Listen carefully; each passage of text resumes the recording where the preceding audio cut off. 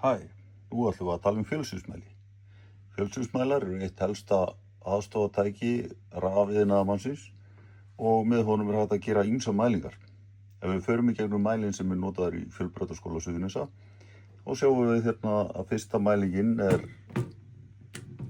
voltmæling og tildamerkið fyrir ofan voltið gefur til kynna að þetta sé reiðstraumsmæling. Ef við tengjum mælinn í kló með 230 voltum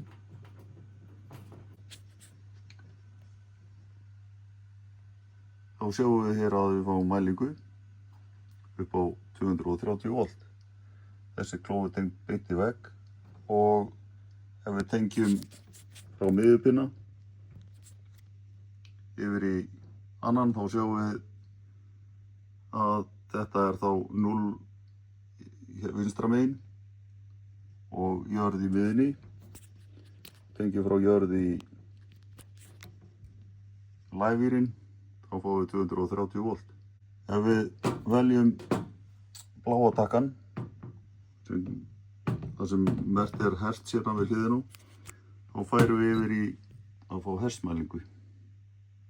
Tíðnin í mælingunni er þá rétt yfir 50 hertzum sem er mjög samfærandi. Ef við færum yfir á DC-mælingu þá sjáum við að við erum ekki með hertzmælingu lengur heldur fáum við 69 millivolta mælingu á DC. En það sem við mælum ekki DC í AC-rás eða venjulega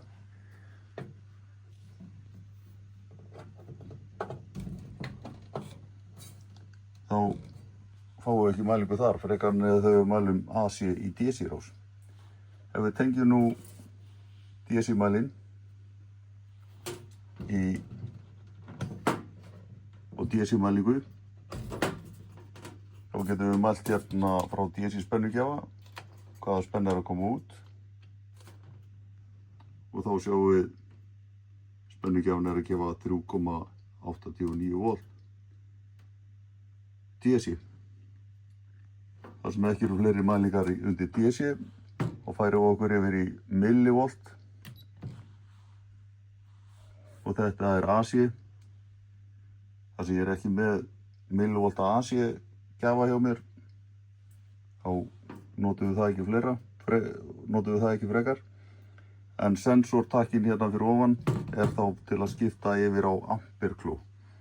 Ef að amperkló fylgir með mælun þá er hægt að tengja amperkló hérna þar sem próbanir eru og gera þá AC-mælingu eða ampermælingu í AC-rás. Eins fyrir millivoltin DC þá er hægt að gera ampermælingu þar.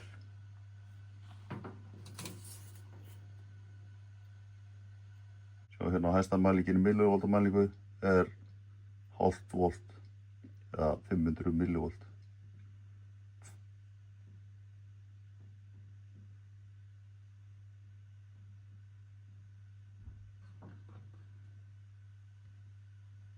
Og þá dettur hún út. Svo förum við yfir í algenga mælingu sem er ohmmæling. Þá notum við próbana til að mæla viðnám. Ef við setjum viðnám hérna ofan á mælinn eða í rás, tökum viðnámsmælingu, sjáum við þetta viðnám er 33 kílóum með skekkjumörkum, einhverju smá skekkjumörkum sem er eðlilegt í kílóum eða viðnámsmælingu. Og sjáum að viðnámið er 33 kílóum með einhverjum skekkjumörkum og undir þessum flipa er blái takkinn, þá getum við farið yfir í díóðmælingu og þá erum við hérna með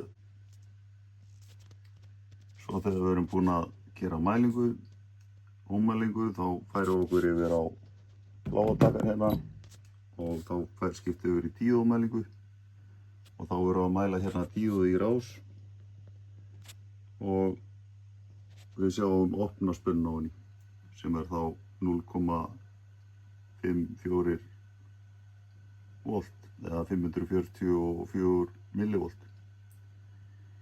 Næsti takki leiðnitest.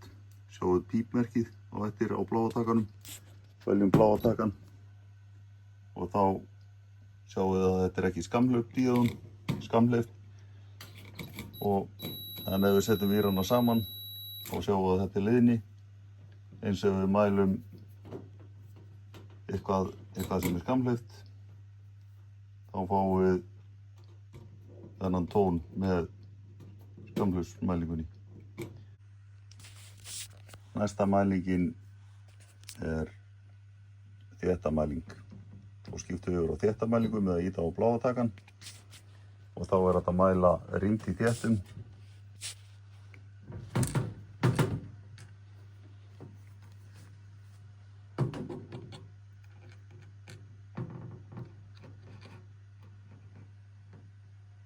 Og mælingu, þessi greinilega í kringum 1 mikrofarad. Það getur verið með fleiri þétta. Þéttar eru til í ýmsum stærðum og gerðum. Þessi þá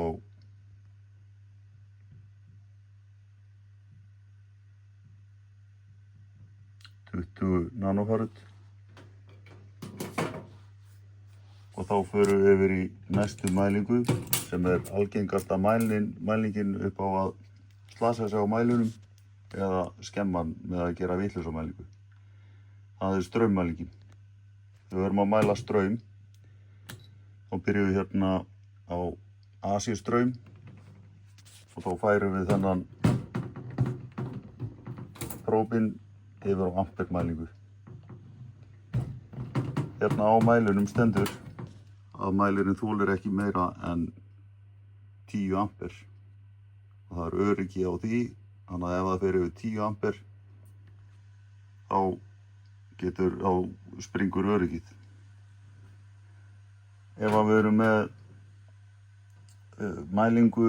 straummælingu, AC, þá þyrftum við að vera með álag inn í rásinni. Við getum ekki mælt amper beint úr tengli, þar sem að það myndi alltaf fara yfir 10 amperi. Fyrir AC-mælinguna þá erum við með hitastilli, tengdan 0 inn á 0 og svo tökum við rauðavírinn sem tengdur í amper, setjum hann í tengilinn og núna erum við komið með 230 volt lifandi á þennan brú. Af því að nú virkar þannig að rauðavírinn tengist inn á mælinn og út af mælinum kemur 230 volt. Þannig að ef ég kem við þennan núna, þá myndi ég fá stuð. Þannig að það vissar að fara varlega með þennan í ampermælingu og við setjum þennan þá inn á live in, sem þessi skrúa, og kveikna ljós á honum og fáum ampermælingu upp á 19 milliampere AC. Og nú getum við einnig ýtt á bláa takkan til að fá hertzmælingu og þá fáum við hertzmælingu, fáum við enga hertzmælingu. En þarna ættum við að vera með tíðna en hugsanlega ekki nógu mikill straumur til að fá hertzmælinguna í þessari mælingu. Þá förum við yfir í ampermælingu og DC og við þessar aftengja þetta allt varlega hérna. Best að aftengja þannig úr bara hérna á meðan. Þá verðum við lausum strauminu þessum. Það ekki gaman að fá stuð hérna á svona, þannig að við förum varlega í þetta. Og tengjum hana aftur, þegar við erum búin að aftengja frá klónni og þá förum við í amper mælingu á DC. Og þið sjáum hérna að AC-merkið með tildamerki yfir og DC-merkið með jafnspennu-merkinu, bein strik. Og viðnámið þarf að vera í rásinni til að takmarka strauminn. Ef það ekkert álag í rásinni til að takmarka strauminn, þá rennur of mikill straumur í gegnum viðnámið. Þannig að Þá ætlum við að mæla ampere DC og þá færum við yfir á DC mælinguna.